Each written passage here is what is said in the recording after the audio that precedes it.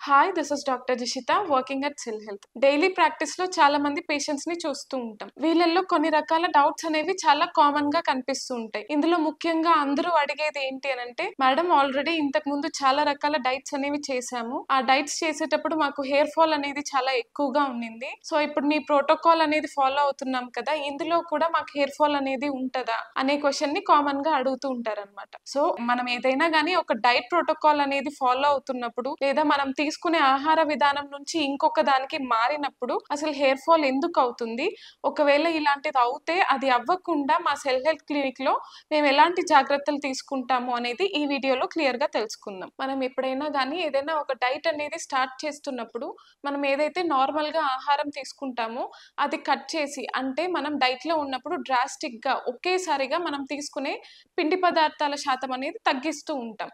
So క్రమక్రమంగా మన body అనేది కీటోసిస్ లోకి వెళ్తూ ఉంటది. సో ఈ టైంలో మన శరీరానికి ఒక మినీ షాక్ అనేది తగులుతూ ఉంటది అనమాట. సో ఎప్పుడైతే మన శరీరం అనేది ఈ మెటబాలిక్ స్ట్రెస్ కి గురవుతుందో అండ్ అలాగే సడన్ గా క్యాలరీ డెఫిసిట్ అనేది జరుగుతుందో, ఆ టైంలో మనకి హెయిర్ ఫాలికల్స్ అనేవి మనకి గ్రోత్ ఫేజ్ లో ఉంటాయో ఆ హెయిర్ ఫాలికల్స్ అన్ని మనకి రెస్టింగ్ ఫేజ్ లోకి వెళ్ళిపోతూ ఉంటాయి. సో ఇలాంటి చేంజెస్ జరిగినప్పుడు మనకి హెయిర్ ఫాల్ అనేది అవ్వడం కనిపిస్తూ ఉంటది. ఈ ఫెనామినాన్ నే టీలోజన్ ఎఫ్లూవియం అని అంటూ ఉంటాం. అసలు ఈ ప్రాసెస్ అనేది ఎందుకు జరుగుతుంది అని అంటే, ఒక డైట్ ఫాలో అవుతున్నప్పుడు ర్యాపిడ్ వెయిట్ లాస్ అనేది జరుగుతూ ఉంటది. అంటే మనం క్రమంగా బరువు తగ్గుతూ ఉంటాం. అండ్ అలాగే ఏదైనా డైట్ చేస్తున్నాము, ఈ క్రమంలో మనకి కొన్ని హార్మోనల్ ఫ్లక్చువేషన్స్ కూడా కనిపిస్తూ ఉంటాయి. కొన్ని రకాల డైట్ లో మనకి ఇన్సులిన్ అవసరం అనేది తగ్గిపోతూ ఉంటది. అండ్ అలాగే థైరాయిడ్ హార్మోన్ ఫ్లక్చువేషన్స్ కనిపిస్తూ ఉంటాయి. సో ఇలాంటి వాటి వల్ల కూడా మనకి హెయిర్ ఫాల్ జరిగే ఛాన్సెస్ ఎక్కువ ఉంటాయి అన్నమాట. అండ్ అలాగే మనం ఏదైనా ఒక డైట్ ప్రోటోకాల్ అనేది ఫాలో అవుతున్నప్పుడు మన శరీరానికి కావాల్సిన వైటమిన్స్, మినరల్స్ అండ్ అలాగే ప్రోటీన్స్ కూడా సరైన మోతాదులో అందవన్నమాట. సో ఇలాంటి డెఫిషియన్సీస్ ఉన్నప్పుడు కూడా మనకి హెయిర్ ఫాల్ అనేది ఎక్కువగా అవుతూ ఉంటది. సో ఇప్పుడు చాలా మందికి డౌట్ రావచ్చు, ఈ మెటబాలిక్ షాక్ అనేది ఎన్ని రోజులు ఉంటది, ఎప్పటి వరకు ఈ హెయిర్ ఫాల్ అనేది కనిపిస్తూ ఉంటది, అసలు మళ్ళీ ఇది రికవర్ అవుతుందా లేదా, అంటే హెయిర్ గ్రోత్ ఉంటుందా లేదా అనే డౌట్స్ చాలా మందికి వస్తూ ఉంటది. సో దానికి క్లారిఫికేషన్ ఏంటి అని అంటే, మనం ఇప్పుడు ఏదైనా డైట్ లిక్విడ్ ఫాస్టింగ్ కావచ్చు, వాటర్ ఫాస్టింగ్ కావచ్చు, జ్యూస్ ఫాస్టింగ్ లేదా keto based diet, A type of diet అయినా కానీ మనకి మెటబాలిజం అనేది మారుతున్నప్పుడు మన శరీరంలో గ్లైకోజన్ రిజర్వ్స్ అనేది బ్రేక్ అవుతూ ఉంటది. అంటే మనం నార్మల్ గా తీసుకునే ఆహారంలో పిండి పదార్థాల శాతం ఎక్కువ ఉంటుంది కాబట్టి మన ప్రైమరీ సోర్స్ ఆఫ్ ఎనర్జీ గ్లూకోజే ఉంటది. సో ఈ గ్లూకోజ్ ని లివర్ లో గానీ మజిల్ లో గానీ గ్లైకోజన్ రూపంలో స్టోర్ చేసుకుంటూ ఉంటది అనమాట. సో ఇలా మనం ఏదైనా డైట్ అనేది మారినప్పుడు, డైటరీ ప్రోటోకాల్ అనేది ఫాలో అవుతున్నప్పుడు మనకి స్టోర్ చేసుకున్న గ్లైకోజన్ రిజర్వ్స్ అన్ని కూడా బ్రేక్ అయిపోతూ ఉంటాయి. దాని తర్వాతనే మనకి కీటోసిస్ అనేది స్టార్ట్ అవుతూ ఉంటది అనమాట. సో డైట్ స్టార్ట్ చేసిన ఫస్ట్ డే నుంచి 4th వీక్ వరకు, అంటే ఈ డేస్ లో మనకి మెటబాలిజం అనేది చేంజ్ అవుతూ, అంటే మనం తీసుకునే డైటరీ ప్రోటోకాల్ కి మన బాడీ అనేది అలవాటు అవుతూ ఉంటది. సో ఈ క్రమంలో మన బాడీ అనేది మెటబాలిజం కి అడాప్ట్ అవుతూ ఉన్నప్పుడు క్రమంగా మన బాడీ కీటోసిస్ లోకి మారుతూ ఉంటది. అంటే మన శరీరం స్టోర్ చేసుకున్న గ్లైకోజన్ రిజర్వ్స్ కూడా బ్రేక్ అయిపోతూ ఉంటాయి, యూజ్ అయిపోతూ ఉంటాయి. కాబట్టి ఫర్దర్ గా మన బాడీ మెటబాలిజం అనేది చేంజ్ అయ్యి కీటోసిస్ లోకి అలవాటు అవుతుంది అనమాట. సో ఈ ఫస్ట్ 4 వీక్స్ లో మనకి ఈ చేంజెస్ అనేది కనిపిస్తూ ఉంటది. ఈ టైంలోనే మనకి హెయిర్ ఫాలికల్ అనేది రెస్టింగ్ ఫేజ్ లోకి వెళ్తూ ఉంటది. సో ఈ ఫస్ట్ 4 వీక్స్ లో మనకి హెయిర్ ఫాల్ అనేది కనిపించదు, కానీ హెయిర్ ఫాలికల్ అనేది గ్రోత్ ఫేజ్ లో నుంచి రెస్టింగ్ ఫేజ్ లోకి వెళ్తూ ఉంటది. సో ఇది పీక్స్ లో మనకి ఎప్పుడు కనిపిస్తుంది అని అంటే, మనం డైట్ స్టార్ట్ చేసిన 1 to 4 వీక్స్ లో మన హెయిర్ ఫాలికల్స్ అనేవి బయోకెమికల్ స్ట్రెస్ కి గురవుతాయి, కానీ హెయిర్ ఫాల్ అనేది మనకి కనిపించదు.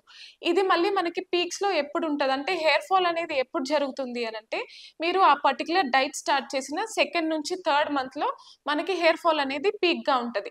అంటే ఏదైతే మనకి ప్రీ మెచ్యూర్ హెయిర్ అనేది మనకి గ్రోత్ ఫేజ్ నుంచి రెస్టింగ్ ఫేజ్ లోకి వెళ్ళిందో ఆ హెయిర్ అంతా ఊడిపోవడం అనేది స్టార్ట్ అవుతది. మళ్ళీ ఇది ఎప్పుడు రికవర్ అవుతుంది అంటే, రికవరింగ్ ఫేజ్ అనేది ఎప్పుడు అంటే 4th మంత్ నుంచి 6th మంత్. అంటే ఈ టైంలో మనకి ఏదైతే హెయిర్ ఫాలికల్ అనేది వీక్ గా ఉండి ఊడిపోయిందో అక్కడ మనకి స్ట్రాంగ్ హెయిర్ అనేది గ్రో అవ్వడం స్టార్ట్ అవుతూ ఉంటది. సో ఎప్పుడైతే మనకి 4th నుంచి 6th మంత్ లో ఈ హెయిర్ ఫాలికల్స్ అనేవి మెల్లమెల్లగా గ్రో అవ్వడం స్టార్ట్ అవుతుందో ఈ హెయిర్ సైకిల్ అనేది కూడా మనకి మెల్లగా రీసెట్ అవుతుంది కాబట్టి హెయిర్ గ్రోత్ అనేది మంచిగా ఉంటది. అండ్ నార్మల్ స్టేజ్ కి హెయిర్ సైకిల్ కూడా మనకి నార్మల్ స్టేజ్ కి వస్తూ ఉంటది. సో ఈ కండిషన్ ని ఓవర్కమ్ చేయడానికి ఏదైతే ఈ టీలోజన్ ఎఫ్లూవియం అనే ఫెనామినన్ ఉందో ఇది కొంచెం స్లో అవ్వడానికి సెల్ హెల్త్ లో మేము ఎలాంటి జాగ్రత్తలు తీసుకుంటాము అనంటే పేషెంట్ ఏదైతే డెఫిషియన్సీతో ఉన్నారో ఫర్ ఎగ్జాంపుల్ మినరల్ డెఫిషియన్సీ అవ్వచ్చు, వైటమిన్ డెఫిషియన్సీ అవ్వచ్చు, ప్రోటీన్ డెఫిషియన్సీ ఉండొచ్చు.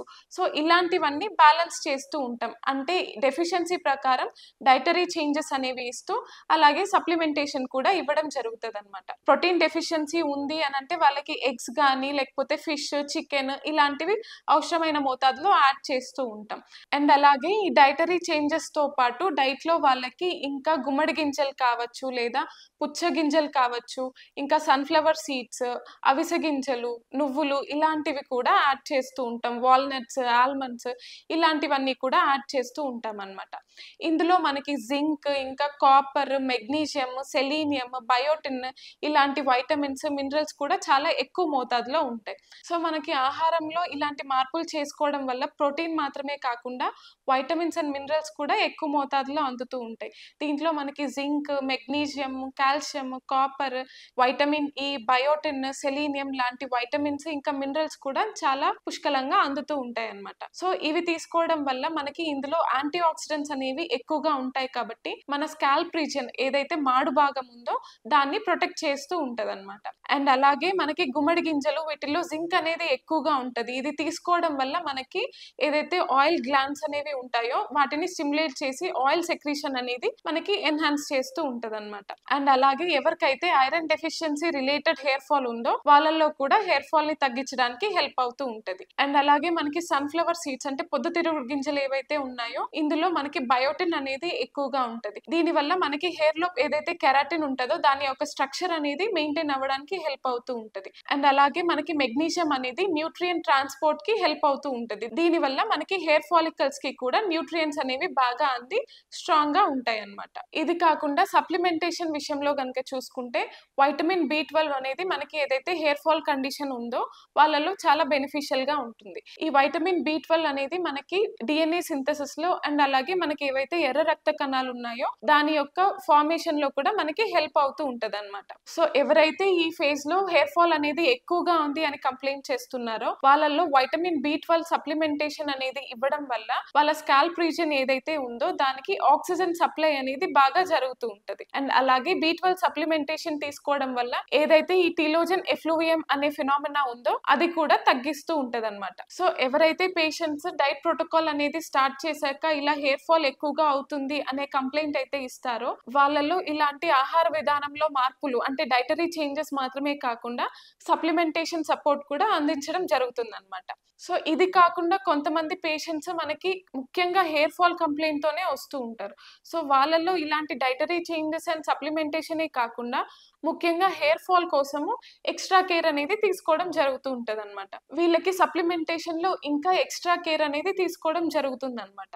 సో వీళ్ళల్లో ఇంకా ఎక్స్ట్రా సప్లిమెంటేషన్ ఏమి ఇవ్వడం జరుగుతుంది అని అంటే Korean red ginseng seed extracts and అలాగే EGCG, curry leaf extract, Bhringraj, Amla extract ఇలాంటి చాలా రకాల మూలికలతో ఎక్స్ట్రాక్ట్ చేసిన సప్లిమెంటేషన్ ని హెయిర్ ఫాల్ కేసెస్ లో ఇస్తూ ఉంటాం అనమాట. సో ఎప్పుడైతే ఈ డైటరీ చేంజెస్ అలాగే సప్లిమెంటేషన్ సపోర్ట్ అనేవి తీసుకోవడం జరుగుతుందో పేషెంట్ స్ట్రిక్ట్ గా ఫాలో అవ్వడం జరుగుతుందో అలాంటి వాళ్ళల్లో రిజల్ట్స్ కూడా చాలా సాటిస్ఫాక్టరీగా ఉన్నట్టు గమనించామన్నమాట. సో మీరు ఎవరైనా కానీ ఇలా ఏదైనా డైట్ ప్రోటోకాల్ స్టార్ట్ చేసినప్పుడు హెయిర్ ఫాల్ ని గమనించిన అండ్ అలాగే ఎక్సెసివ్ హెయిర్ ఫాల్ తో బాధపడుతున్నా ఇలాంటి సప్లిమెంటేషన్ అనేది చాలా అవసరంగా ఉంటది. కాబట్టి మా సెల్ హెల్త్ క్లినిక్ కి ఎవరైతే పేషెంట్స్ విజిట్ చేసి డైట్ ప్రోటోకాల్ ఫాలో అవుతున్నప్పుడు హెయిర్ ఫాల్ కంప్లైంట్ అనేది ఇస్తారో అండ్ అలాగే ఎక్స్క్లూసివ్ గా హెయిర్ ఫాల్ కోసమే వస్తారో వాళ్ళల్లో ఇలాంటి సప్లిమెంటేషన్ సపోర్ట్ అండ్ ఆహార విధానంలో కొన్ని మార్పులు చేయడం వల్ల వాళ్ళ హెయిర్ ఫాల్ అనేది తగ్గి సాటిస్ఫాక్టరీ రిజల్ట్ అనేది గమనించడం జరిగింది. సో మీలో ఎవరైనా కానీ ఇలాంటి ప్రాబ్లమ్స్ తో ఫేస్ చేస్తున్నా లేదా హెయిర్ ఫాల్ అనేది ఎక్కువ అవుతున్నా please visit our Cell Health Center. Thank you for watching.